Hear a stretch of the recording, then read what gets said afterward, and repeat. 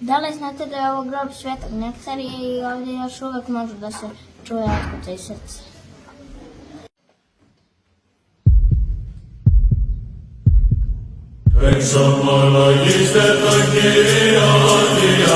Na ovom mjestu su se molili moji mama i tata da se ja rodim.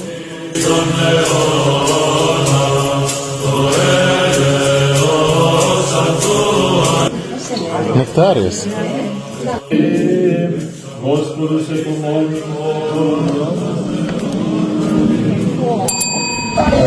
Na glavu svetitelju Nektariju, arhijereju Božjem, velikom gostu i bezbožništva, pobožnosti si prosi iskrušio glavu prepodnoga satane, koji nas izranjava od toga radi darovati Gospoda, leči bolesti neizlečive, ko nas popada su zbog bezakonja naših, veramo zavolate Bog pravednog, da tebe radi nas grešni pomiluje, proklesve da nas izbavi od bolesti, da nas razreši i po svoj vaseleni da slavi strašni i preslavne ime njegovo, Otca i Sina i Svetoga Duha, sada i uvijek i u veku vekova. Amin.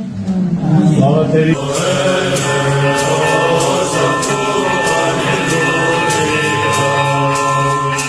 Exo